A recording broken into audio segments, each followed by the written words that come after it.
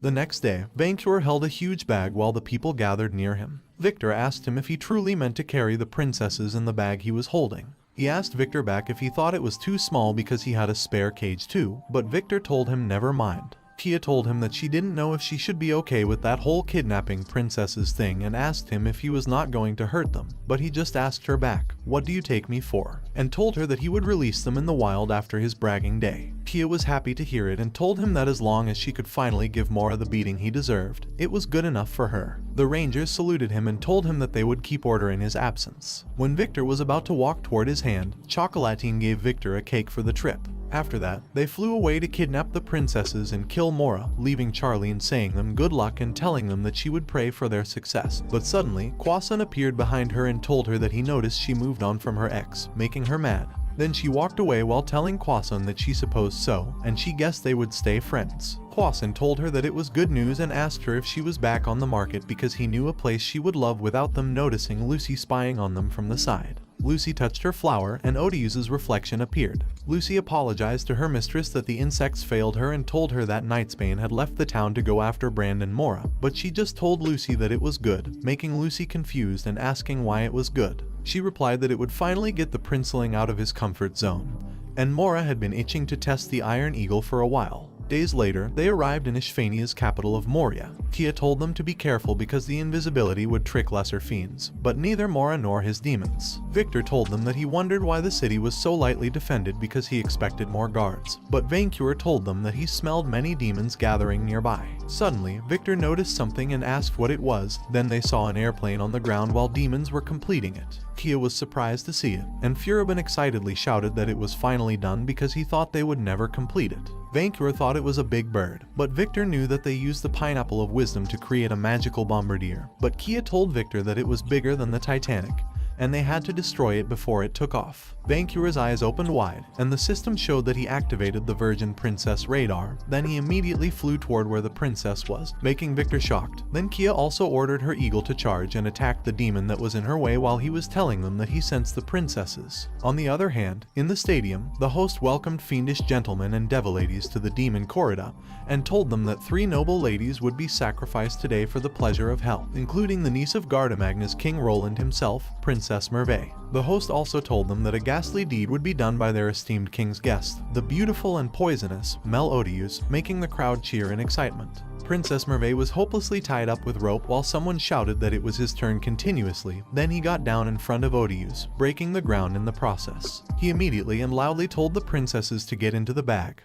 But Victor told him that they were chained, and Furibin told them that he wasn't invited to the demon corrida, but he was glad they arrived on time. Suddenly, Odius trapped the princesses inside her crystal prison and told them that they had come to delay their plan again. But it ends there. He knew that there was no mistaking the smell, that Odius was the worst kind of fairy, the ancient enemy. Then he told Victor to get behind him because Odius's kind hunts men for their fur. Victor asked him who she was because his perks couldn't read her, and she felt wrong. She introduced herself and told Victor that she was a fairy lord of the Farmers. The host told the viewers that a surprise challenger had stormed in, and it was Vainqueur Nightsbane, Emperor of Murmurin and the Albane Mountains, self-proclaimed great calamity of the age. But he told the host that self-proclaimed did not belong to his title, but the host just introduced the viewers that in the other corner, the demonic superstar, the invincible champion, the undefeated king of Ishphania, and the fabulous Brandon Mora. Then Mora appeared beautifully while biting a red rose in his mouth. Mora told Victor that he knows that expression all too well, and the mere sight of Brandon Mora's perfect body has made him fall for him. He gets that reaction all the time, but Victor says he is actually just very surprised by the Trage de Luce's outfit, while Furibin thinks Mora is still the same brat. Still, Mora told him that there is no need to deny his lustful feelings for his sublime body because he welcomes all admirers, and for beauty has a lover, and his name is Brandon Mora. Vainqueur says that Mora is quite full of himself for an elf grass eater, but Furibin told him that he has no idea. Then Mora told him that he has slighted him for months, slew his minions, and stole his precious pineapple. He then asks him what did he do to deserve it, but he just told Mora that he exists in his world. He was an emperor, so he does as he wants. Mora told him that he was not an emperor, but a lizard. Murmurin is a daughter of Ishphania, and Ishphania has only one king, and it was the king who stands before him.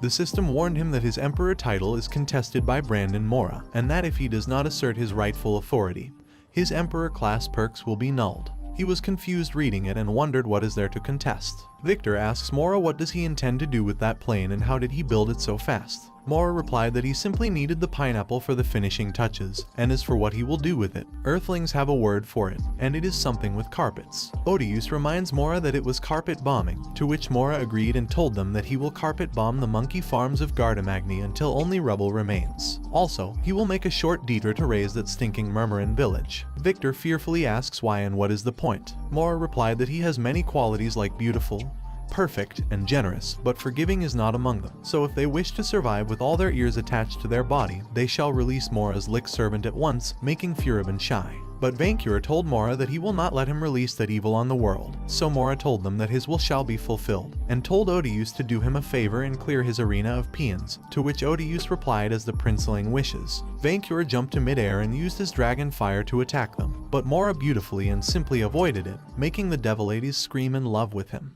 But suddenly, Odious appeared behind Victor, making him panic, knowing she was behind him. Then Odious used her Hell Zone and pushed Victor into the lava on the ground. Seeing it, he panicked and shoutingly said that he was not clearing a dungeon again and ordered them to bring Victor back at once. When Mora was going to tell him that only a true winner makes demands, something exploded outside the stadium. She attacked the plane, making the demon shout that the Iron Eagle was being destroyed, and the enemy has brought reinforcements, but Odious just told Mora that it was not for long. Vainqueur told Mora that he will show him his place as a grass eater and told Odious that her feeble fairy magic can do nothing to him. But Mora just teasingly told him that only the weak rely on magic to win their fight because a true warrior just needs his Muleta and his Espada. Then Mora challenged him one-on-one, champion against a dragon. He furiously growled and told Mora that he, Vainqueur Knightsbane, does not back away from a fight. Then the system showed that he accepted Mora's Demon Corrida challenge, and the audience will empower or weaken the fighters depending on their performance. Mora told him that he swears on his honor as a matador, that day, he, Vainqueur, shall learn the bitter taste of defeat.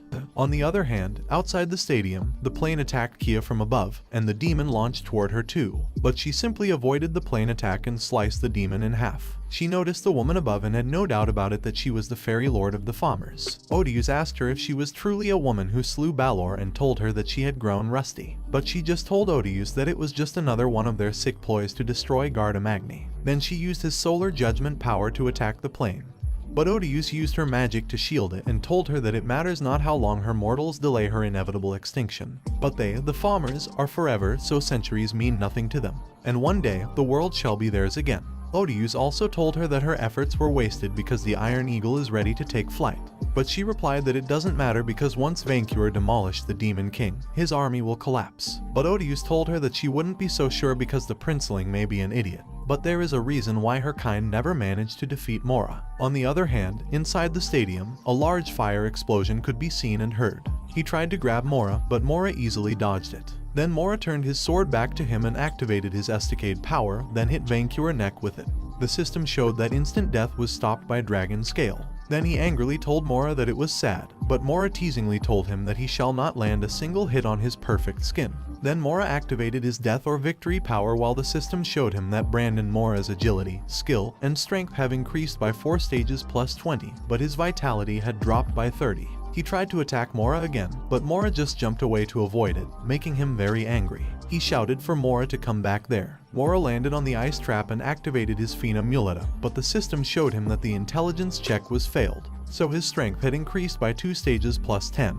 But he could only use physical attacks against Brandon Mora. Mora attacked him using Spell Purge over and over, making him shout in pain. He looked at Mora with anger, but Mora told him that it was no magic trick. Then Mora raised his sword in the air and activated his air blade. Then Mora swung it down, telling him that it was all his. The system showed him that the love of his fans made Brandon Mora strong, so Mora's blade would now do Dragon Slayer damage. Then Mora attacked him with his air blade over and over, making him mad and tell Mora to get off his perfect face. He noticed that he couldn't follow that grasshopper's movements or use his flames, so all he could think of was charging at that silly cloth, and he planned to do it again. Then he attacked Mora, but Mora avoided it, so he crashed into the wall instead. While he was down on the ground, Mora teasingly told him that he was no emperor but a bull because he had all strength and no skill. He shouted, trying to turn invisible, but noticed that it was broken, making him ask Mora if he broke it. Mora replied that he should have expected that from a weak dragon like him and told him that while they, the savage beasts, ate cows in their caves, they, the elves, ruled the greatest empire in the world. He turned around slowly, telling Mora that they made the world first and he had more power as an egg than his whole inbred species. But Mora told him that he was a rough beast, and while he was in diapers, he was strangling manling monkeys with just his hand. While Mora's eye was filled with sand and couldn't open, he took the chance and ate Mora whole, making the viewers look in fear at the scene. Then he just swallowed him, making the viewers disagree with him. But he told them that he didn't care and that he won. But all at once, he felt something moving inside him, then he coughed, and Mora came out of him whole. Then the system showed him that he had lost a quarter of his health, making him wonder if it was pain that he could feel. Mora changed to his original appearance and told him that he had done it because he made him mad enough to show his true demon matador form. Then Mora used his all-or-nothing power, making the crowd's electric enthusiasm raise all of Brandon Mora's stats by 1 stage plus 5, but he figured out that he still couldn't use his breath. Mora immediately flew toward him and slashed his body twice using a sword. The system showed him that it was massive damage and he had lost half of his HP. He looked at his body and wondered if it was his blood and if he could bleed. Mora confidently told him that he was no emperor, thou art a beast, fit only to have his horns cut, and he ruled supreme, making the crowd cheer for Mora. He was injured on the ground while the system warned him that he failed to properly defend his emperor title by steamrolling his challenger, and all of the emperor class perks are ineffective until he manages to slay Brandon Mora or cow him into submission. Then Mora told him that he would slaughter all his fans after he was done. Then he would claim all his treasures as his own. But Vainqueur disagreed because he was the beast of legends, the greatest calamity of the age, and dragons don't give up because, in the end, they always win. Then he strongly told Mora that he would not fall for his horde. The system showed that the dragon's arrogance was triggered, so all stat debuffs were removed. His fans became lively and shouted his name while the others shouted Mora's name. The system showed him that his charisma was successful, and by impressing the cruel crowds of Ishvania with his fighting spirit, he earned the Bravo Bull, which means when his health is critical, his strength is greatly raised. Mora jumped backward while teasingly asking him if he was up for more because he would provide. But he was just launching in silence while thinking that if he could not win with his immense strength, then he would use his peerless intelligence, and he knew that there had to be a way to bypass that silly red wing, and it was the only thing preventing him from roasting that grasshopper. Then he figured out that he could only use physical attacks against the moth, so he used his flame, but he could still get the stage ablaze. Mora told him that his flame wouldn't be enough to defeat him while the system showed him that his flames were inflicting heavy holy damage on Brandon Mora. He burned Mora's fans while telling Mora that he couldn't burn him, but it would give him enough time to destroy the source of his power, which was his fans. The system showed him that he interrupted the demon corrida, so all of his stat changes had been cancelled, and by feasting on the spicy thralls of Brandon Mora, he recovered some HP. Mora immediately used his sandstorm power and made a huge tornado, making the viewers panic and run away for their lives. Mora angrily asked him what kind of beast attacks an audience of loving demon supporters, and he proudly replied that it was the dragon kind. Then told Mora that he had no more minions to support him, but Mora told him that he just only delayed his inevitable defeat, and cheering fans or not, he would triumph. Mora readied his sword to attack him again, but suddenly, the ground they were standing on exploded, making them fly away in different directions. He was surprised to see Victor coming out of it and asked him what he had missed. Before it, he was thrown inside hell and remembers that Charlene told him he was already in hell when he first introduced Vainqueur into her life. And as it turned out, he did end up there, right on the devil's doorstep. Suddenly, a spear slashed in front of him, making him shocked. A lady with 2 guards asks him if he was the new sacrifice, but notices that he was not a virgin maiden. He replied that he had not been mistaken for one while shyly thinking that it was bad. The system showed him that the woman is Archdevil Isabel Mora, chief demonic executive of Mora Hell Corporated. She was strong against darkness, drain, mind, insta-death, all ailments, frost, lightning, wind, and poison, but weak against light, fire, demon slayer, and bug slayer. Also, she is one of Hell's corporate overlords who secretly regrets sacrificing her golden years for her career. Isabel told him that he smelled of dragon and asked him if it was Furibin's soul she saw trapped in his side. Furibin apologized to her because he failed to break the Hellgate seal on schedule, but she replied that it was alright because the army behind it isn't moving anywhere, so he'll still get to keep his free dental healthcare. Victor still has Kia's teleporting stone, since Vainqueur is too lazy to carry it himself, but he wonders if it would work in Hell, so he realizes that he has got to buy more time to figure something out. Then he happily asked Isabel if she was Brandon Mora's mother. She happily asked him if he knew her Branino, how he was, and if he conquered Gardamagni yet. Victor Victor told her to wait and asked if Mora didn't inform her. She sadly replied no and told him that Mora never visits and only calls when he wants something, like if he wants a demon pony or needs more infernal power. Victor told her that parenting is a thankless job, to which she agreed, and told him that something she regretted was eating Mora's father. Then she asked him how did he end up there. He introduced himself and told Isabel that Odious sent him there with a spell. She told him that she told Mora not to listen to that Odious because nothing good can come out of dealing with fairies, and what they demon do for business, they do for pleasure. Victor told her that he would be thankful if she could send him back to Outramond. But she told him that her ungrateful son will wait and she wanted him to tell her everything Mora has been up to. When he was about to reply he will with pleasure, she told him that after it, he will be killed, making him stunned in fear and asking what she means. Isabel replied that her Mora has been complaining about a certain Vainqueur and him for a while, so family first. But she told him not to worry because she doesn't torture polite young men. Furibin happily told them that he'll have a hell of a time watching it while he was in fear. Suddenly, a powerful smoke appeared in the center of them, and someone shouted to Isabel to stop because it was a violation of their rights. Malphai appeared with the other demon businessmen, making Victor ask if he was Malphai, but Malphai cleared that it was Vice President Malfacent now, and the shareholders loved the new Murmurin project so much that they promoted him after Chocolatine, his predecessor, but he still could call him Malphai. The other businessmen walked closer to her, making her ask what the heaven they were doing there. One of the businessmen told her that Victor Dalton there is protected by their Faustian Associate Protection Program, and Victor was a true mortal partner of Infercorp and Murmurin. Then the other continued by saying any violence against their client would be an act of corporate warfare, and for the sake of their mutual market shares, they asked that she abandon all pursuits against Mr. Vicotter, or else they'll send the bailiffs. She snatched the paper while saying that Murmurin is part of her market, but they teasingly told her that it was before, but it's theirs now. Malphai told Victor that now he understands the good things of having a friend in low places. He expects Vainqueur to say yes to their new Whispering Brothel project. Victor happily agreed, but said if he can send him back to Outramond and ask if an act of business fighting was really a thing. Malphai told him not to worry because they'll make sure he gets away with everything. Then they happily walked away, leaving Isabel angry. Then he told Vainqueur that it was how he got away from hell with a golden parachute, safe and sound. Vainqueur proudly said that he expected that from his chief of staff and he trained him well. But Mora told them that it does not matter because he will cut off their heads and send them to hell. Victor told Mora that he almost didn't know him for a second and said his mother sent her love. Mora angrily asked what he had done to his mother, but Victor asked Mora what he had done to his mother. He said she was worried about him and he only calls her for help, so he should feel shame. Furibin told Victor that Mora's young time never ended. But Mora told Victor that he asked his mother for a party game and she gave it, making Victor ask what that meant. Mora flew toward him to attack, making Vainqueur shout Victor's name in fear. Then a loud noise was heard. Mora stabbed Victor in the chest, not seeing Vainqueur behind him. He told Victor that there is no bigger joy than dying by Brandon's hand, but was confused to see Victor didn't die. Suddenly, Vainqueur hit him to the ground hard, making him hurt. Then he told Vainqueur that looking back, it might have been a mistake. But Vainqueur hit him into a wall while saying not to touch his horde. A message showed Vainqueur that by beating the big demon lord, he went up a level in Gladiator and in Dragon Kaiser. He also got new skills and things that make him strong in hand-to-hand fighting. He also got the power to call his trusty chief of staff Victor to his side, but was warned that he has reached the top level, so he can't go higher until he uses a special crest. But he can still get special perks through doing great deeds. Mora was thrown into a village tower and fell to the ground. But even though Mora was very hurt, he told Vainqueur that it was not over, not at all. On the other hand, Victor told Vainqueur that he needed healing.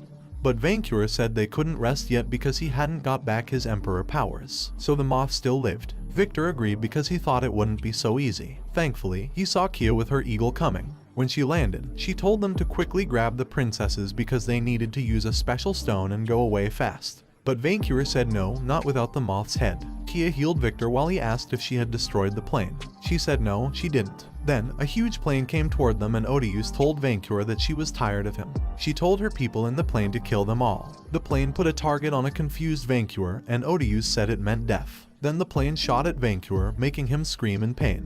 But thankfully, Kia jumped in time for them to dodge it. They were slammed into hard crystal. Then Vainqueur told Victor that he felt sick while a message said he was in very bad health. Odious asked how he lived through a weapon made for castles, but he said he was too strong. She said it didn't matter and told her people to bomb the dragon again. Kia yelled at Victor to use the stone, and he quickly called them back to the treasure. The bombs were close to hitting Vainqueur again, but they were moved to the treasure in time. Victor was happy it worked, and Kia said that it was close, but Vainqueur said he was not feeling well. Victor said they almost died, but Vainqueur said that death is a problem only for animals like them, not dragons. He wondered if he could die too, but thought it was still not possible. Then a message said he figured out that dragons can die, so he got smarter. He realized that his whole way of life was built on a lie. Meanwhile, in the stadium, Mora can't believe that his beautiful stadium was destroyed. But Odious told him that he desired a test of the weapon, and it was delivered. Mora angrily asked her if it did and told her that his stadium was now a crater, and the dragon escaped anyway. But Odious told him that even Vainqueur was no match for the Iron Eagle's power. She asked him, if Vainqueur couldn't destroy it, what hopes does Garda-Magni have? He smiled and replied that it was true, then asked how long it would take to repair the ship. His demon replied that a week at most because the paladin only inflicted minor damage. Mora ordered his men to send messages to all of the Ishvanian legions, and once his Iron Eagle is repaired he will lead his army to invade Garda-Magni. The man agreed and asked how many soldiers they would gather for the assault. He happily replied, all of them. Meanwhile, in Victor's mansion, he was lying on the bed thinking that it didn't go well because they almost died. Even Vainqueur and Mora was going to attack them soon, so they had to prepare. Furibin told him that he could no longer gain levels and his old master possessed the strongest weapon in the world, so no one could help him, but he told Furibin that he could help, making Furibin confused and ask him what he meant. He replied that Furibin was an archmage, so surely he had spells he could teach him, but Furibin asked him why he would teach him anything. He happily shook his scythe while asking Furibin to confirm if he didn't have Stockholm Syndrome or something because they had been together for weeks, but Furibin replied, never. He silently and smilingly looked at Furibin, then shook his scythe continuously, making Furibin tell him to stop shaking him, and he would give him pointers. He told Furibin that he was much obliged, but Furibin told him that he hated him so much. Suddenly, a bright light appeared, making him confused, and he asked what it was. Then a lady called him Mr. Dalton and introduced herself as the Angel Meal, and she had come to save his soul. He fearfully asked her if he was going to die again, and Meal replied, no, but you almost did. Then she explained to him that each year, thousands of neutral-aligned mortal souls end up in hell by accident, so he might not be so lucky next time. He asked her if she was saying he would go to hell when he died, and she replied that he might. But it's not too late to save his soul, and all he needed to avoid was eternal damnation. He wondered if Malphite could get him a cushy job downstairs, but then Meal told him that all he had to do was buy the right karma insurance and explained to him that by insuring his karma and giving them some of his SP every month, he could avoid eternal torment when he died. He was stunned hearing it while Meal brightly smiled at him. He stressfully tried to compose himself, but Meal told him to consider signing up for their Hellfire protection plan, or else he would be tortured forever when he died, and they would use the SP he spent on that plan to save orphans and heal the sick, so if he refused their insurance, he was committing a sin. He asked her if she was trying to guilt trip him when someone knocked on his door, then Kia told him that she talked with Charlene and sent a message to her partner Nostradame in Garda-Magni, so they should send reinforcements to help them. But then Kia noticed an angel and asked if she was Meal. Meal remembered her and told her that she didn't know she lived there, making him ask them if they knew each other. Kia replied that Meal was the intern of her karma insurance counselor. Then she asked Meal how things were going upstairs. Meal happily replied that she finally graduated from the redemption chasing department, and Victor would be her first client.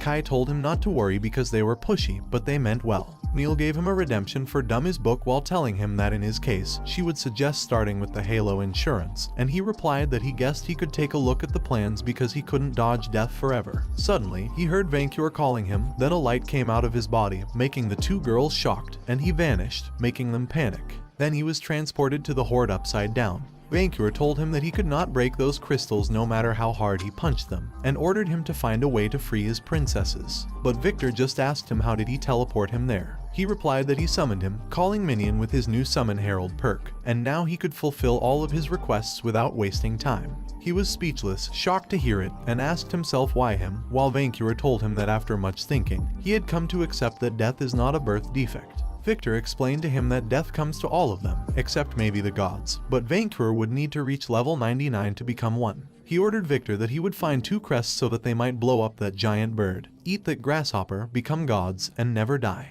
Victor asked why he needed to find 2 crests, and he replied that it was for the 2 of them. Then he reminded Victor that he told him to become immortal before, so he should not make him repeat himself. Victor fearfully thanked him for his concern, but Victor could tell that facing Vainqueur's mortality shook him to the core. Still, he'll look into insurance, just in case, and maybe Vainqueur would benefit from insurance too, but Victor hoped Vainqueur would get some rest. Many centuries ago, in Midgardian hinterlands, the pink dragon told her husband that the eggs were hatching, and the Marin dragon replied that he wondered which one would hatch first. Then Vainqueur happily came out and told his parents to look at him because he was beautiful, and when he grew up, he would be richer than them. His father told his mother to look at how big their eldest was and thought that he was a born winner. Then his mother decided to call him Vainqueur. Since the moment he was born, he has never failed at anything. He learned to fly on his first try, and he could breathe fire before any of his siblings. His father told him that upon realizing that her children were too good to work, the Elder Worm created the first minions, making him ask his father if it meant non-dragons existed to serve them. His father replied, of course, and told him to look at how happy they were to spoil them, but the truth was that people were scared to death because of them. His father told him that if he didn't eat his cow, Dragon Bane Wotan would come to eat him, but he reminded his mother that she said true dragons never die. His mother replied that it was true, but he wouldn't become immortal until he ate his dinner, and true dragons could only die while young, or if they hibernated, but even the farmers couldn't defeat them at their best. His siblings asked their parents what about dragon slayers and if they were real. Their father replied that he said true dragons, and sometimes one of them was born with the birth defect called mortality and carried it even into adulthood. But their mother told them that all of them would grow into true dragons, to which Vainqueur proudly shouted that he was fire, and he was deaf. His parents believed in rigorous education, so they sent him to study alongside his cousin Genialisime under the famed princess hunter, Grandrake. Grandrake told them that elven princesses are among the rarest found in the wild, and they could see her thriving in her natural girl posse social hierarchy. His cousin told Grandrake that the princess was so beautiful, and though he faced envy and competition, his cousin told him that he saw her first, but he told Icefang to go back to his igloo. He grew into an experienced princess hunter himself. In time, all paid him homage as the strongest dragon of his generation, the great calamity of that age. He opened his eyes, felt his head hurt, and coughed continuously. Then he vomited a lot of armor and weapons, making him feel sick. At 11:98 a.m., a century before Victor Dalton's ill-attempted robbery, in Kolignenberg, the biggest city of the Midgard Republic, his surrounding was on fire while he was wondering what did he do last night. A moment later, in Midgardian hinterlands, Vainqueur's old lair, the goblin told his friend that they should run away because Vainqueur ate half of them last month when he ran out of cows. But his friend told him that if they try to run, Vainqueur will eat all of them. One of them suggested to the other that they should wait for the long winter when Vainqueur hibernates, and then they run without looking back. Suddenly, Vainqueur landed in his lair, making the goblins thrown away and shouting in panic. Then he told his minions to stop slacking and asked if his hoard was safe, but one of the goblins just asked him why he was back and what was the matter. He replied that it was safe and that he did not remember what he did last night, so he was worried, but the goblin was glad that Vainqueur didn't hear them. Then he told his minions to be good minions and tell him what they remember. One of the goblins fearfully replied that he swore he took the big bag and left yesterday. He asked the goblin if he meant the grocery bag, and the goblin replied yes, then reminded him that he was hungry and would do his groceries. Also, he would eat them if they couldn't find cows. He told them that since they were still alive, he must have found what he was looking for, but he knew that it shouldn't take a whole day. Then he flew again and told his minions that he would go look for answers and eat them another time. One of the goblins said good luck to him, but the other one told his friend to tell other goblins to pack their bags and be ready to flee at a moment's notice. A moment later, he arrived at his favorite grocery place, but he sensed something vile. He got down and smelled the stinky fairy's stench, making him remember that the day before, he was happily grabbing a cow while singing, and when he was about to eat the cow, someone told him that he had been looking for him. Then the person introduced himself as Mag Mel of the Farmers, patriarch of the Mel clan, father of plagues and monsters. He introduced himself as Vainqueur Knightsbane and told Mag that he could do everything he did, but much better, and asked if he had come to die by his hand. But Mag replied that others would die, and all the new folk who polluted their lands would die, and such was the word of High Balor, the mightiest of their kind. He teasingly asked Mag if he meant the overmighty Dullahan and told him that the strongest of them, fairies, were no match for the weakest of dragon kind. But Mag told him that they killed many dragons in the dark days. He clarified that the dragons they killed suffered from birth defects, so it didn't count, but Mag told him that he was the greatest of dragon kind, the great calamity of that age, or so he pretended. But he told Mag that he did not pretend because he really was the great calamity of that age. Hearing it, Mag told him that if so, he should fight by his king's side and help them wipe the mortals from that world. Also, there would be a great reward for joining in that carnage, and soon. They would wage a great war, they would spill the blood of mortals and rule out Ramond again like in the old days. But he told Mag that he had always ruled and he would still do so, and it was his kind who had grown weak enough to be defeated by manlings. Mag explained to him that the mortals were vermin and the magic they used was a disease, so they had to die for that world to be purified. He asked Mag why he would exterminate his favorite food, and if he killed all the puny races, where would he find coins and princesses? Then he seriously asked Mag if he had thought of the logistics and ordered Mag to be gone before he devoured him because Vainqueur Nightsbane was no one's pet. Mag proudly told him that on the day of the solstice, he should mark his words, that in time, the mortals would come for him and his kind too. He was shocked to hear it and flew immediately, thinking that the solstice was that day, so he should quickly find a princess because he had no time, leaving Mag shocked and speechless. Meanwhile, in the peaceful castle, the princess was peacefully and enjoyingly listening to the elf musician who was making music for her while the other nobles were chattering. The knight heard something coming, then suddenly, he broke the ceiling and appeared, making the people in the castle shocked, together with the princess. He told the princess that she would do, but the knight told him that at long last they met again. But he called the knight Elfling and told him that he was too busy today to help him commit suicide because he had to be in the region of the Great Lakes before sundown, so he ordered the knight to fall on his sword on his own. But the knight told him that he would not ignore him because he was Orsted from Kolignenberg and reminded him that he burned his city 15 years ago. But he didn't remember it. Orsted asked him if he did not remember it, but he asked Orsted back how he expected him to remember every place he visited for groceries and told him that after a time, they all started blurring together. Orsted was pissed, hearing that he called his place grocery and reminded him that it was in the west, near the sea, and there was a white chalk cliff nearby.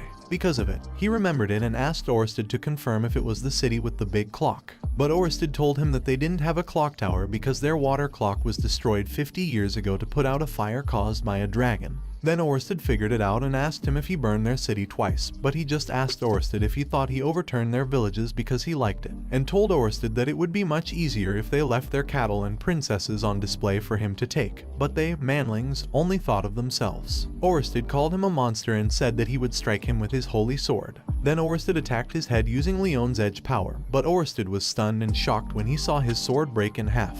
He furiously opened his mouth to eat Orsted, who couldn't believe what he was seeing. Because of this, he figured out where the armor he vomited came from and wondered if he was visiting his family. But he was confused why he wanted a princess to brag about. Then he noticed his cousin Genie Alisime with Blight Swamp on the shore. He flew toward him, making Genie Alisime ask if he was sober while hugging Blight Swamp. But he just asked his cousin why he bred with Blight Swamp when she lives in a marsh. Genie Alisime told him that he hurt her feelings, so he gave her a wing to cry on. Then one thing led to another. He told Genie Alisime that he didn't remember anything, but his cousin just laughingly said that it didn't surprise him because he was in terrible shape yesterday. He also told him that Jolie was super worried for him, but he asked his cousin who was Jolie. Then he remembered that the solstice was Jolie's first bragging day. Jolie happily told him that he came, and he asked Jolie how he could miss her sweet niece's first bragging day. Then he told Jolie that he brought her a present. Jolie asked if it was a minion because Grognon brought her first minion too, and it was a catkin kitten.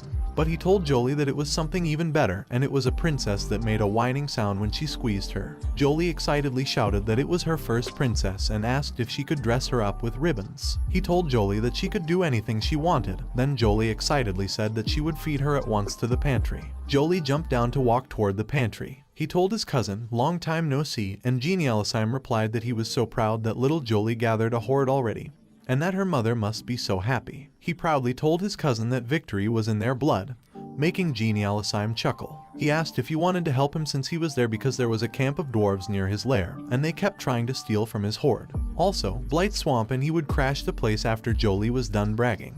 He asked his cousin why he was already preparing the after-day feast when the bragging day hadn't even begun. Genie Alisime replied that it was a good question, but a better question was if he would follow them. He asked his cousin if he went along, and Genie Alisime replied yes and told him that it started well until he ate one dwarf too many. Then he burned the village, making the villagers run for their lives. He asked his cousin if he became drunk by eating dwarves, and Genie Alisime replied that he ate 3 dwarves, and then he couldn't stop. He also became crazy violent and burned everything. When Blight Swamp and he tried to restrain him, he called Blight Swamp by the W word. He couldn't believe that he called her a wyvern. Then he apologized to Blight Swarm in the name of their elder worm. But his cousin just told him that he had a serious dwarf intolerance. Then he asked Genie Alisime if Jolie had a good bragging day. Fortunately, Genie Alisime replied that Jolie did because she bragged all night long, and he thinks she really liked the princess he caught for her too since she paraded her to everyone. He figured out that it had really happened, so the mystery he was thinking of was solved while Genie Alisime was lovingly looking at Blight Swamp. When he was about to leave, Genie Alisime told him that he thought he and Blight Swamp could be great together. He replied alright, but told Genie Alisime that if they moved into the lair together, he should make it a cave. Genie Alisime said he would do it. A moment later, the goblin Panicky told him that he was back so soon. But he just told them that they were moving south because the food was getting scarcer there, and he would set up a glorious lair in the Albane Mountains, where no thief might threaten his coins. They replied that they would follow him anywhere, but they really had an escape plan for gold coins. Then he moved to the Albane Mountains to prepare for his long nap, unaware of his old minion's treachery. But he proudly knew that he was Vainqueur Knightsbane, the great calamity of the age. And to those who would challenge him, whether they were demons or fairies, he had only one thing to say, and it was to bring it on. Back to the current year in Chocolatine and Croissant House. Chocolatine happily says that it was a good day to bake a cake and she'll make one for her crush, one for her god, and one for her brother because she likes the feeling of blood on her paws. In their kitchen, the black rabbit was skinned on the table, and she was wearing the rabbit's feet while walking toward the table, noticing that she forgot to clean. She was wishing for her ingredients when she saw her brother and asked him if she can ask him a question, to which he replied yes. Then she seriously asks him if he was sure Charlene and Victor are finally over, and Croissant replied yes and thanks the gods that they are because the way is finally clear, making her feel happy too. Then she happily gives her brother Charlene's cake. Croissant thanked her but asked her if she was sure there won't be side effects because the last cake bit him. She reminds him that she told him it was a birthday mimic and none of her desserts killed anyone yet. But Croissant noticed that he made 2 more and knows that one of them is an offering to Isengrim, then asks her what about the other one. She shyly replied that it was for her crush, making her brother ask her when is she going to tell him who it is. But she told him that she won't because he was going to eat him like the last time. But Croissant explained to her that from the taste, she was too good for him and begged her to tell him that it's not a were hyena this time. She replied no and explained that her crush was way cleaner, strong, charming, and handsome. Croissant walks away while telling her that he guesses he'll meet him once she has caught him and says goodbye to her, to which she says goodbye back. A moment later, one of the cupcakes moved on its own side and growled loudly, but she just hit it with the roller and creepily ordered it to shut up and just look tasty, making it shudder in fear while the system showed her that she gained a new level in Monster Patissier. A moment later, she arrived at Alison's temple and told her god, Isengrim the great white deer who roams the summer woods, bringer of spring, god of the hunt, and lord of the beasts, that she offers him that humble gift and asks him for his blessing. Isengrim called her his favorite priestess and told her that her cakes taste delicious and she has done well painting the natural equilibrium in Murmurin, so she should keep it up. She thanked her lord and asked him if she can ask for his guidance. Isengrim replied of course and asked her if it was about that boy Victor whose name she keeps repeating in her prayers. She replied yes and told him that she wants to breed with him. But they are getting nowhere. Isengrim asked her if she has offered to lay with him during the mating season and she replied that she did. But Victor says he didn't want to ruin their friendship. Isengrim told her to try perfume and the sweeter she smells, the greater her chance of luring Victor into a trap, and if anybody tries to steal her mate, she should eat them because all is forgiven in love's name. She happily thanked Isengrim and he told her good luck. Then Allison told her that they should go because they are almost late for the inauguration, to which she replied that she was coming. Meanwhile, in the village, Malphai welcomes the citizens of Murmurin to the grand opening of the Nethermart, the first in Furcorp magic item shop, open to monsters and mortals alike, making the people happily chatter. Malphai told them that there, they will buy top-of-the-line magical weapons, or if they would rather gamble their money away. Their casino floor has all the entertainment they need, and they can relax in their family-friendly VIP lounge after a shopping spree. The citizens were amazed to hear it, but Miel, the angel, was waiting for Kia to explain everything while Malphai told them that if they cannot pay with coins, they can keep a tab with them for their soul as collateral. Vainqueur told Victor to do the thing, then Victor cut the huge ribbon while telling them that in their majesty's name, he declares the Nethermart open.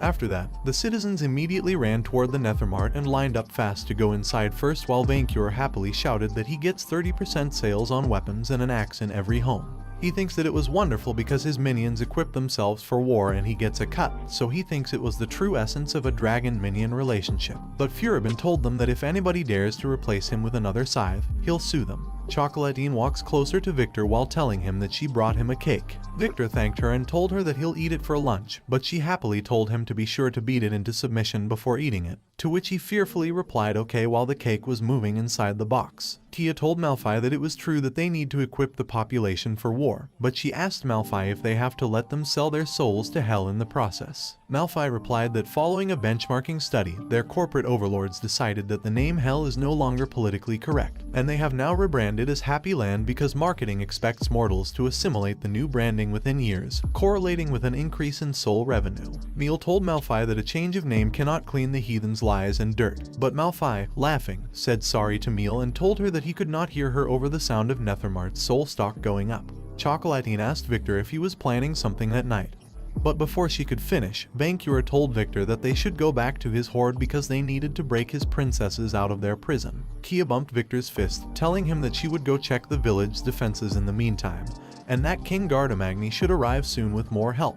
He said sorry to Chocolatine and explained that it was a call of duty, but Chocolatine told him that there was no problem at all and told him to have a nice day. Then Miel asked him if they could talk about their new karma insurance plan. Victor replied, sure, but told her to be quick, making Malphite shocked. Chocolatine asked Malphite who the bird was while Victor and Miel walked away. Malphite replied that it was a live target. Then Chocolatine asked Malphite if he had stuff that could help her get a guy's attention. Malphite replied, maybe, and asked her who was the intended victim, to which she replied, Victor. Malphite told her that the quickest solution would be to kill her rival for Victor's love, but she told him that Charlene was already out, which leaves half the world's people. Malphite turned her face and told her that he meant the paladin. She asked him if he meant Kia and what about her. Malphite asked her back if she didn't see the plan and why she thinks Kia moved into Victor's house, then told her that Kia is a holy demon sent by the angels to tempt Victor away from Happyland and take their market share. Chocolatine seriously told Malphite that it would never happen.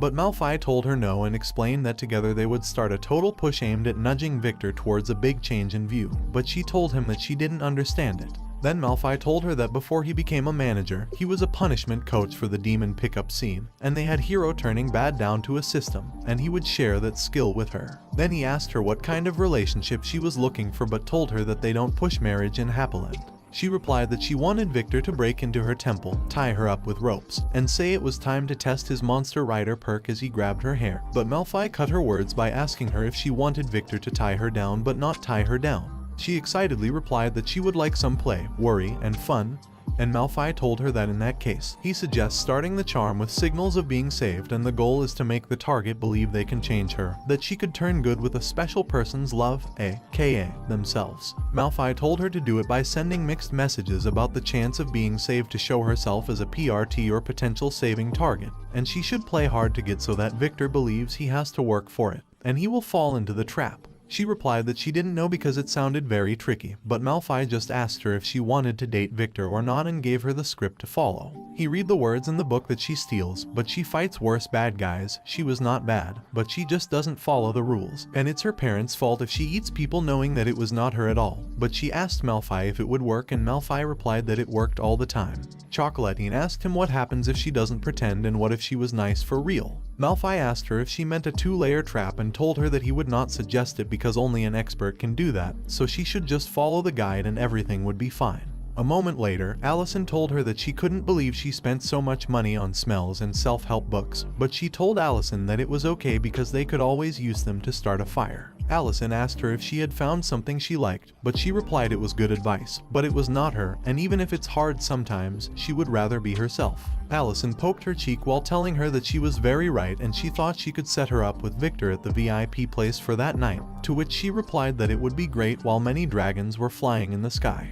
She told Allison to look at the sun, and Allison couldn't believe that they were finally there. Then Chocolatine called out to everyone that the dragons were there. Meanwhile, in the horde, the cupcake that Chocolatine gave to Victor released its legs and shouted a growl, but it was shocked when Vainqueur looked at it and was ready to attack it. Then he used his lesser demonbane to attack it, making it slowly vanish into his fire. He happily told Victor that it worked and he finally cast his first exorcism spell. But Furibon told Victor that it was a shame that the cake attacked them because it looked tasty. Victor was looking at the icing of the cupcake on the ground while telling him that Brandon Mora's buff made him dangerous, but that spell should dispel them and target his Demon Slayer weakness. Then Victor cast his power toward the icing, telling him that his Scythe Lord perk should also make it possible to use his scythe as a magical staff. Then Victor used his death candle, and the icing became undead, making Furibon tell Victor that they'll make a passable necromancer out of him. He told Victor that his guests cannot eat ghosts, so he should learn to summon cows instead. But Victor replied that one spellcasting tier at a time. He told Victor that his guests would prefer singing princesses to stuffed ones, and it irked him that even his spell purge can't break that crystal. Victor told him that Kia told him that Gardamagna's king would soon arrive with elite sorcerers to recover his niece, meet with the self-proclaimed Emperor of Murmurin, and grant him his reward. But he shouted at Victor that he wasn't self-proclaimed because he was Emperor now and forever. But the system showed him that his Emperor-class perks would remain unavailable until he killed Brandon Mora. Suddenly, Red Ranger panically called him while pointing outside, and Pink Ranger told him that half a dozen great-winged, smoke-breathing dragons had arrived. But he just peacefully told them that the early guests were there and ordered the Rangers to prepare the appetizer. Red and Pink obeyed immediately and told him that they would offer their bodies if needed. But Victor panicked, knowing that they shouldn't be arriving until tomorrow. He told Victor that, unlike his kind, dragons are smart enough to come early when a feast is involved, making Victor ask him if he subtly implied humans were mentally challenged when they usually start with 10 int, more than most species. But he just laughed and opened his menu to see his original intelligence score before he gained levels. But the system showed that his intelligence was 8 points. Victor asked him why he was twitching, but he just angrily asked the menu what his correct score was. Victor told him that he wanted to see it, but he was stunned to see the menu still showed 8 but had a grand background. He furiously told it that there was no way it was his score and asked what his true score was again. Then the system showed him that his score is the square root of 64, making him think it was finally a higher number, and told Victor to look at his 2-digit genius. But Victor tried hard not to laugh while wondering if Vainqueur even knew what square roots are. Then they went outside of the horde, and he told Victor that he shall not speak unless addressed by a dragon first, and he will repeat that he was good, smart, and wealthy every time he was mentioned. Victor replied sure and asked him if he could please avoid mentioning classes and the system. But he just asked Victor why wouldn't he brag about rediscovering the dragon-made system, and Victor replied that it was because other dragons gaining classes would be bad for their business and everyone else. But he told Victor that being the strongest of his kind means nothing if the rest of his kind are too weak to compare, and asked Victor if anyone boasted about being the best manling. But then he replied no to himself and explained that it was because nobody wants to be the best manling. He also told Victor that everyone wants to be the best dragon because dragons are awesome, and besides, without the system, he wouldn't have been able to cure the vile Furibon's lead poisoning curse, making Furibon ask him if he would never live that down, making Victor laugh. A moment later, they saw a lot of dragons coming their way, and Victor told him that he knew that day would come. But he told Victor that, of course, he knew because he told him. Jolie happily told him, happy bragging day, and he told Jolie that he had grown so big. Then he told Genie Alisime that it was good to see him too, and Genie Alisime asked him how he could miss his dear cousin's bragging day. Then Genie Alisime introduced him to their children as his first cousin, and Genie Alisime introduced to him his children named Kuraju, Sage, and Fort. The children said money, how much, and gold, making him tell Genie Alisime that the children already speak their first words and that they have his eyes. Then he asked who is the last of them. Then he saw Icefang and asked if he is still unable to breed. But Icefang just asked him back why he is still poor and told him that it's Great King Icefang now. He asked Icefang back how he was poor when Icefang's hoard is made of silver. But Icefang told him that wealth knows no limits, and he should pray to the Elder Worm that his hoard is worth bragging about because he will count every coin. And he proudly told Icefang that he will count till the end of time. Then Icefang told him that his messengers told them of the Gold Slayer Furibon and his insane scheme to turn the world's wealth to lead, then asked him where Furibon is. He proudly replied that he defeated Furibon, and his chief of staff Victor sealed Furibon's twisted soul. Then he ordered Victor to show it to them. Victor bent down and showed his scythe where Furibon's soul was living. Genie Alisime told Victor that he did Dragonkind a great service by keeping that depraved monster sealed, to which he hesitantly thanked Genie Alisime. But Furibon told him that he hated them all so much. Jolie asked him if his chief of staff could speak dragon too and told him that it was brag-worthy. He proudly replied that when he found Victor, he was a homeless vagrant. But he taught him well, and Victor told Jolie that it was because his majesty is good, smart, and wealthy, but not necessarily in that order. Icefang told them that it was nothing to brag about because the dragon language is so pure and simple that even lesser species can learn it. Genie Alisime asked Icefang if he was implying that the noble dragon's speech is on the same level as the manling's primitive language. But then he told them to look at his beautiful castle that he claimed from the lick and pointed to the lava and towers. Jolie told him that it's beautiful and it was brag-worthy, but Icefang asked him if it could fly. Still, he bragged to them that he has hundreds of minions, and for those he does not eat, he raises as undead. Jolie asked him if he still eats minion meat, and Victor asked him if minion lives matter. He replied that his niece Jolie is cattle-tarian, so she only eats non-speaking animals and elves. Jolie told them that manlings and other sentient beings have souls like them, so eating them and abducting their princesses is morally wrong. Then Victor told Jolie that he applauded her stand on not eating his kind and asked why not extend that mercy to elves. But Jolie told Victor that elves are not people because they are elves, and they eat grass like cows and make the best princesses. Hearing it, Vainqueur asked Jolie if she had released the one he caught for her first bragging day back into the wild, and Jolie proudly replied that she did. Icefang told Jolie that she did well because princesses are endangered in the north due to wanton dragon overhunting. Genie Elisheim told Icefang that Blightswamp has been trying to find a way to preserve them by raising them in captivity. But Icefang told Genie Elisheim that princesses only happen in the wild, then asked where the sport is in raising princesses at home, and the hunt is half the fun. He realized that he was losing the spotlight and told them that tomorrow shall be his true bragging day, but since they arrived early, he shall reward them with a sneak peek of his magnificent hoard. Genie Elisheim and Icefang looked at him in shock and, laughing, followed him inside the hoard while Icefang teasingly told him that it should be fun and he is sure he can't even bathe in it. But then Victor noticed something in the sky and saw a lot of birds flying in the group. Meanwhile, somewhere, Kia looked at the sky and saw a lot of birds, so he flew toward them to check them while wondering if Brandon Mora died of his wounds or if the dragons scared him away. And she knows that Kevin's reinforcement will arrive first at that rate, but suddenly, her eagle named Twilight stopped flying forward, making him ask if it saw enemies coming. But then she saw it and called the 12 gods in worry because she saw Mora in the plain, telling his men that they know the usual policy when it comes to villages, they should enslave, pillage, and burn it. Odious was in the flying horse to catch up with the plane, together with the flying demons, while Mora told them that this time, they'll skip straight to burning it. Meanwhile, in the horde, Vainqueur proudly told them to witness his shining wealth while pointing to his hoard. Genie Elisheim told him that it was so warm and golden.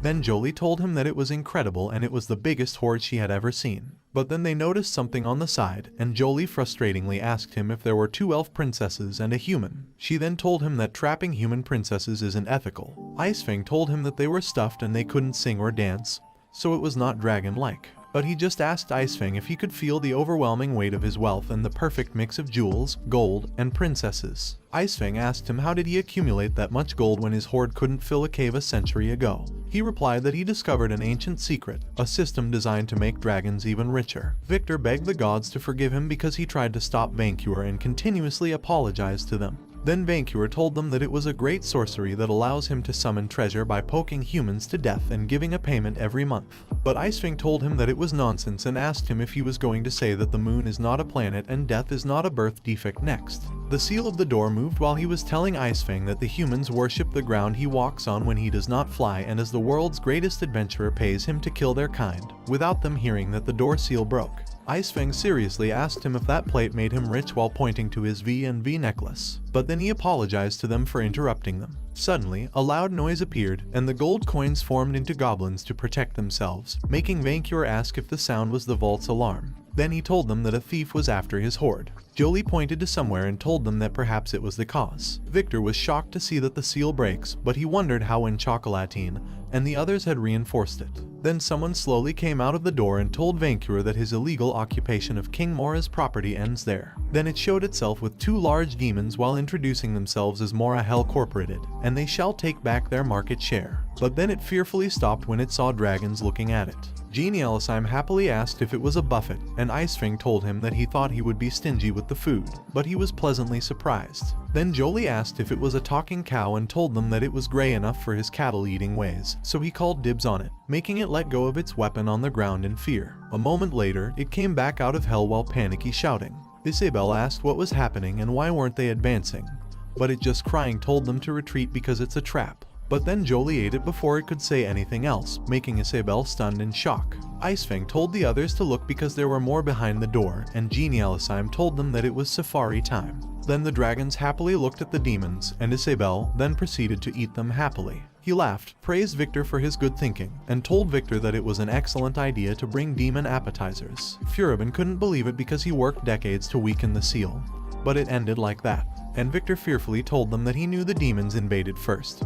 but it was a slaughter, so he felt bad for the demons now. Then Victor told him that it was not his doing because the Hellgate seal was sabotaged from their side, which means Mora has agents in Murmurin, and it may be the opening move of a full invasion without them knowing that the demons, Mora, and Odious were near to their castle. On the other hand, Lucy told Odious that everything is going well so far, and she sabotaged the Hellgate as she was asked, so their allies should be storming the castle already. Odious praised her and told her that she may now leave that town because it would do them no good if the princeling's soldiers mistook her for a local. She told Odious that she would take her leave and watch from the sideline. On the other hand, the demons arrived near the guild desk. Charlene asked what it was and if it was another dragon, but suddenly it threw a grenade toward them, and it exploded. Then the demons kept throwing grenades everywhere to destroy the village. Red shouted to his comrade to defend the city, which they did right away, and attacked the enemy back. Luckily, Charlene was fine and didn't get hit by the explosion. Vainqueur heard the explosion outside and furiously asked what the racket was, and Victor told him that it was Mora's army. He angrily told Mora that he would not ruin his big day, then he jumped and flew quickly into the sky, making Victor thrown by the force he left. He met the rackets in the sky, so they exploded there instead of at his castle. Then he used his fire to make the demons go away. He was waiting for the enemy to arrive, but he was shocked to see many rackets aiming at his castle. He quickly flew toward the rackets to burn and smash them down. But Victor was stunned in shock to see that they were falling down to the castle. Luckily, a barrier protected them. Jules told Victor that he managed to restart the magical shield, so the castle should be safe. But Furibin said that it was just for now because the worm got past it once, and Mora could do the same. Victor asked how many enemies they were facing. Then Kia arrived and told him that Mora brought the entire Ishvanian army, so at least 50,000 troops. Victor couldn't believe that Mora used all his army to destroy a village with fewer than 500 people. But Vainqueur told them that the moth was trying to steal his hard-won empire and ruin his bragging day. Kia also told them that Mora brought the Iron Eagle and she tried to rush as fast as she could to warn them, but the scouts had already reached Murmurin. Jules told them that they have to stop them at the village, and if they climb the volcano, their mages will disable the barrier, making Vainqueur sweat with worry. A moment later, they arrived at the village and waited for the Iron Eagle and the other enemies. He asked Victor if he would gain a crest once he killed that moth, but Victor replied that if not, he didn't know what it would take. So he told Victor that he would deal with Mora and his silly metal bird personally and ordered Victor to lead the minion charge because he would defeat the moth's soldiers before his guests arrive, defend his village, and protect his horde with his life. To which Victor replied that he would try, but he told Victor that he would not try because he would succeed and asked Victor if he remembered that he entered his service when he tried to steal from his horde. Victor replied that he would never forget, so he told Victor that he must understand how much he trusted his horde's safety to him, and he knew he would succeed because he was his prized chief of staff, the best minion he ever had, and that it was his big day, so he could not fail. Victor confidently agreed with him and told him that he would win it. Then he told Victor that so would he and ordered Kia to follow his chief of staff while he cleared the skies. Kia was shocked to hear it and asked him if he was going after Mora alone because it was suicide. But he just left while telling her that it was for those who dared to stand in his way. He told Victor to go forth because it was their moment in the spotlight, and none would take it away from them. Then he shouted to the enemy to come and face their doom, then called Mora a moth and ordered him to show himself. Mora appeared and told him that he had slighted him long enough, but that day he would die. But he just launched forward to fight Mora while reminding him that he was the great calamity of that age, and that day he would show it again. Then he burned the flying demons first and told them to get out of his way. Mora activated his Phenom at power, then the system showed him that his plan was successful so that the enemy's perk could not affect him. But he just told Mora not to use more tricks and used his huge fireball to attack Mora. But Mora avoided it while telling Peons to bring him down. The demons used their Winter's Grasp, Ice Storm, and Thunderbolt power to attack them together. The powers attacked him and made a loud explosion, but he just came out of the thick smoke and used his Victory Fist skill to attack back the 3 demons that attacked him. The demons rolled into the air and were about to fall down, then Mora ordered his people to shoot him down. Then the Iron Eagle let out a lot of rockets to attack him. But he simply avoided them all and told Mora that he would bring down that metal bird of his and he would fry it for dinner. On the other hand, a lot of demons and an army of Moras arrived at the village. Then the demons growled happily while looking at the destroyed village. Then one of the demons noticed something moving on the side, so it opened it and saw Charlene hiding from it. The demon called her a little piggy, making her shake in fear, then it ordered her to squeal and was about to hit her when a huge wolf appeared behind it and slashed the demon into 3 pieces. The wolf asked her if she was alright, but she just asked the wolf if she was Kwasan. He apologized to her for his look but told her that they needed to get out of there. She told Kwasan that the whole place was surrounded, but thankfully everyone was armed. Pink Ranger used her instrument to make a sound to boost their power while Junior Vainqueur and the Rangers were busy fighting with the huge demon. On the other side, Manhwa and the other demons' businessmen used their power to attack the flying demons and killed them using sharp ice. Pink told them that the big day had come, making them more energetic. Rollo hit one of the demons from behind, making it dizzy and confused. But suddenly, it changed to the sheep, making Chocolatine excitedly ask Rollo if farmers could do that, and Rollo replied yes, at level 51. Then Rollo looked at the other demons, making them shake in fear, and he told them that they would all become his sheep. Victor laughingly told Rollo that it was sheep, not sheeps. Then he slashed the demons' heads while riding his huge dog with other people. Then he apologized to them because he was late, but Chocolatine was happy to see him. Furibin saw the three demons' souls and asked if it was his roommate because he finally had someone to talk to.